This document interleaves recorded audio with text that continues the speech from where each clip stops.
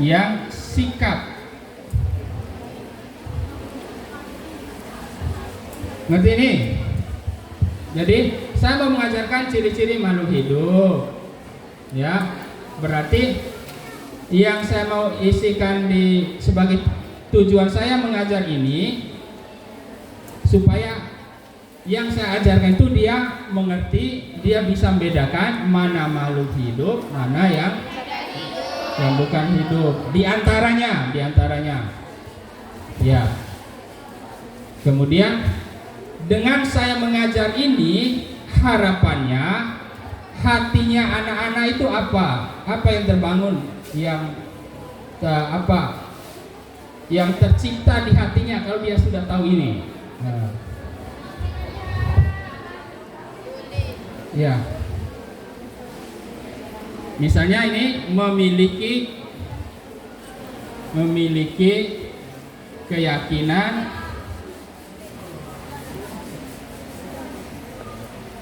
apa? Bahwa misalnya Allah itu Maha Kuasa, nah, dalam mencipta, misalnya. Ini tujuannya, yang hatinya anak-anak itu yang kita ajar itu harus memiliki keyakinan ini. Ya semua nanti kita ukur. Kalau ini tidak tercapai berarti pengetahuan itu hanya sampai pada isi otaknya saja. Ya, hanya sampai di kepalanya, belum dia masukkan ke hati. Kenapa tidak sampai masuk ke dalam hati?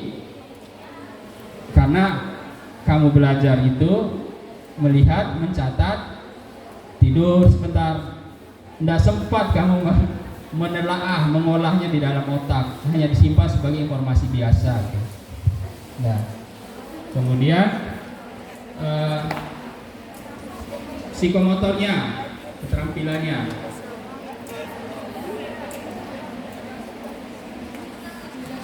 Keterampilannya untuk apa ini? Supaya dia berbuat apa? Misalnya apa keterampilan diharapkan? Keterampilan motoriknya. Misalnya ya, memelihara, realnya adalah misalnya menyiram bunga di depan kelas.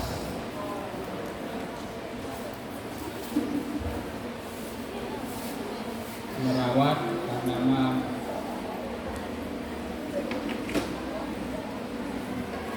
Ya. Kemudian mencari misalnya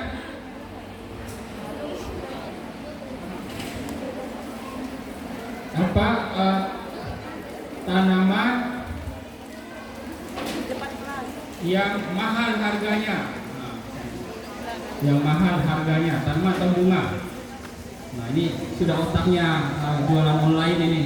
Tanaman atau bunga yang mahal harganya. Apa misalnya sekarang yang sedang tren? Janda. Ya Allah, tidak ada nama lain apa? Ya. Nah, ini juga keterampilan yang lahir karena belajar yang ini. Oke, sudah. Tujuannya sudah, kemudian ciri makhluk hidup dan yang tidak hidup. Berarti materinya ini adalah 1, ini 2. Jadi materinya ini sesuai dengan tujuannya. Kalau tujuan kognitifnya adalah membedakan ciri makhluk hidup dan hidup, berarti materinya adalah yang pertama itu adalah ciri makhluk hidup dan ciri tidak hidup.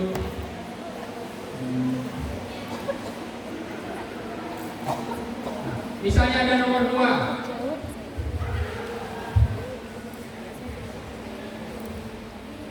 mengidentifikasi atau mengidentifikasi makhluk hidup yang hidup di laut. atau yang hidup di daerah garam misalnya.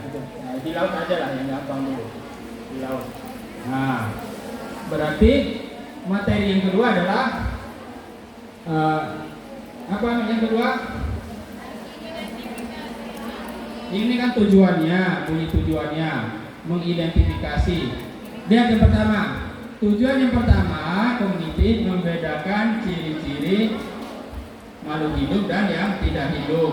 Ketika menjadi materi, dibuanglah kata kerjanya ini.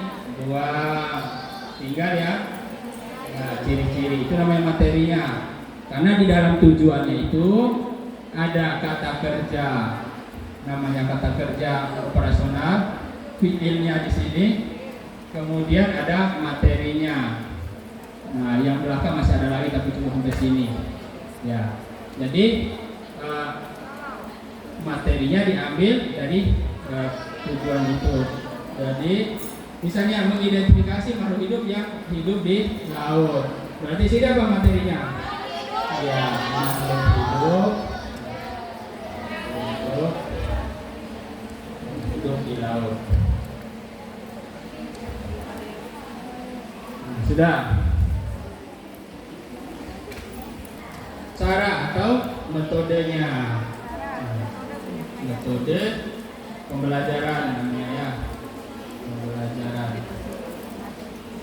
Sekarang anak supaya dia bisa ciri makhluk hidup, supaya bisa tahu ciri makhluk hidup dan tidak hidup itu, kita apakan mereka? Diapakan? Apakan? Ini ada banyak pilihannya. Ada banyak pilihannya. Metode ini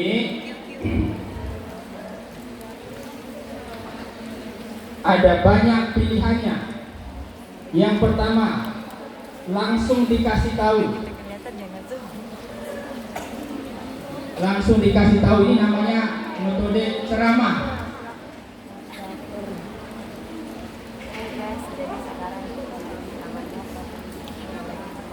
Ya, ceramah. Selesai dia urusannya. Tapi kalau hanya untuk supaya anak bisa tahu itu, kita tidak berharap yang lain. Nah, ini pilihan. Yang kedua, saya bawakan batu, saya bawakan air, saya bawakan pasir ke dalam kelas, saya bawakan bunga kah? Bukan bunga bang. Bawakan tanaman apa? Bawakan ikan, bawa dalam kelas, suruh mengamati, diamati. Itu pilihan yang kedua. Mana yang kamu pilih? Saya ceritakan tentang cirinya atau saya bawakan barangnya? Apa kelebihannya? Di samping mengerti apa?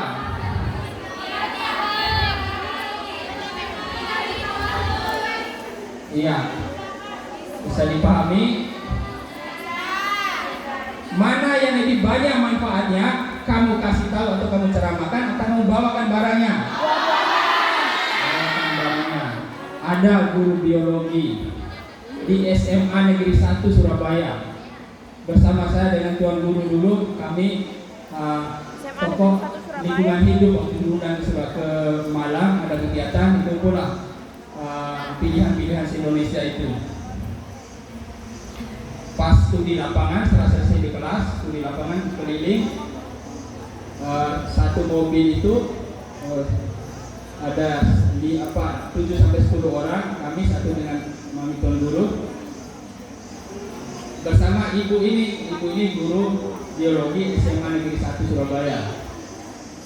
Nah, di Gunung di Malang, di areanya ini kebun botani itu, kami di sekitar keliling. Nah, pas melewati pohon duren, ada kebun, ada pohon durennya, nyahutlah beberapa salah seorang di situ, Ada duren, ada pohon duren. Nah, senang lah kalian melihatnya. Cuman belum ada buahnya katanya yang satu ini. Nah, ibu guru ini. Oh Pak, itu namanya pohon duren ya? Iya, ibu nggak tahu pohon duren, nggak tahu. Saya kira dia merambat, katanya kan. Saya kira dia merambat duren itu. Loh, kenapa ibu bilang itu? Karena dia berduri buahnya Pak. Kalau dia jatuh kena kepala orang,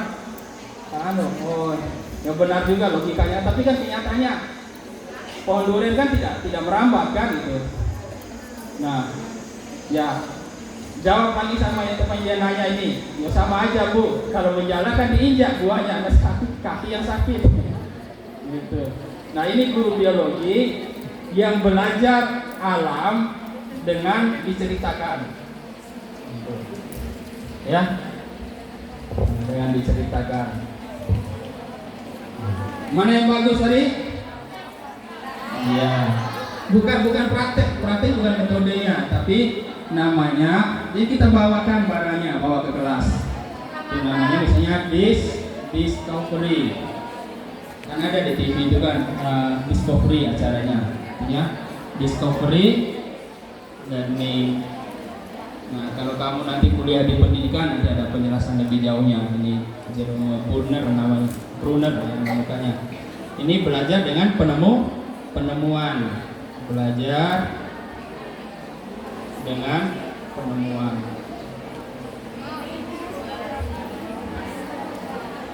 Masih ada waktu saya, tinggal metode dia. Tadi evaluasi. Sampai soalnya nanti terakhir. Udah ya? Cara pertama tadi mana? Apa? Diceritakan anak-anak, adik-adik, kamu masih agak ini ya, masih canggung menyebut anak-anak dan kamu tidak mau melepaskan diri pada disebut sebagai masih imut-imut. Ya. Anak-anak, kamu tulis sekarang, kamu dengarkan. Ciri makhluk hidup, kamu bacakan 1, 2 sampai ke 8 kan? Iritabilitas, tanggap terhadap rangsangan misalnya. Nah, ditulis oleh mereka, didengarkan, ditulis. Kamu jelaskan dengan terbata-bata. Karena tidak paham materi juga kan? Kamu juga kurang serius dulu waktu belajar tentang ini. Lagi kamu ajarkan orang, kamu sendiri belum paham. Nah, itu namanya berceramah.